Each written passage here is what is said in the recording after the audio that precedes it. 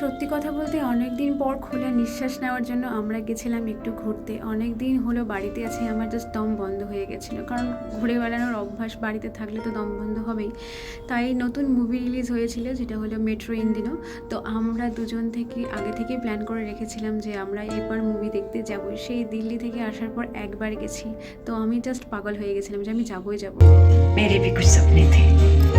প্রথমবার মুভি দেখতে গিয়ে সিনেমা হলে বসে মুভি দেখতে দেখতে কিছু খাওয়ালো আমাকে রাজ। এতদিন পর্যন্ত কোনো কিছু খাওয়ায়নি, তাই আজকে নতুন কিছু ট্রাই করা ছিল আমাকে, যেটা ফিশ ফ্রাই ছিল।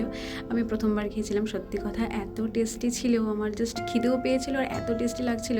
আমি মুভির থেকে এই খাওয়াতে কনসেন্ট্রেট বেশি করছিলাম। তার কিছুক্ষণ পর ইন্টারভাল হওয়ার পর কুছ তো ফটো ভিডিও বানতা হয়। আর আমি যতবারই মুভি দেখতে গেছি রাজের সাথে, কোনোবার বলেনি যে আমার জন্য কোন সিট বুক করেছে। তো প্রত্যেকবার আমি গিয়ে জাস্ট চমকে যাই যে আমার জন্য প্রত্যেকবারই রয়্যাল সিট বুক করে। এবার আমি ভাবিনি, আশাও করিনি, তো এসে দেখি এবার আরেকটু বেশি রয়্যাল সিট বুক করেছে। তো জাস্ট অসাধারণ ছিল, ফিল দারুণ ছিল, মুভিটা অসাধারণ ছিল, আমি জাস্ট বলে বোঝাতে পারবো না। আরেকটা কথা, রাজ আমাকে আজকে যেখানে নিয়ে এসে সেটা আমাকে জাস্ট দিল্লিওয়ালা ভাইব দিচ্ছিল, কারণ দিল্লিতে আমি এই জায়গাটা খুব ঘুরেছি বন্ধু বান্ধবের সাথে, রাজের সাথেও। তো বাড়িতে আসার পর তো সেরকম হয় না, তো এই জায়গাটাতে এসে আমার জাস্ট মনে হচ্ছিল আমি দিল্লিতে চলে এসেছি, এরকম একটা জায়গা যেটার নাম ছিল PRM সেন্টার। আর এখানে আমি প্রথমবার এসেছিলাম।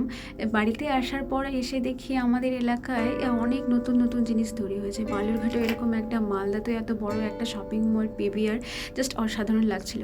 তারপর আমরা বাসে করে চলে আসি বাড়ির দিকে, আর প্রচুর বৃষ্টি হচ্ছিল, এত গরম তার মধ্যে ছিল এত বৃষ্টি, জাস্ট অসাধারণ ছিল।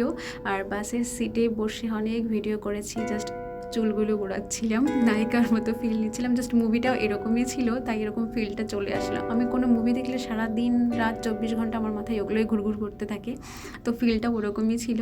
আর ফিল নিতে গিয়ে আমি ভিজে পুরো একাকার হয়ে গেছি জানলার ধারে। তো আবার যেদিন খোলা নিঃশ্বাস নিতে যাব, দেখা হবে তোমাদের সাথে। টাটা।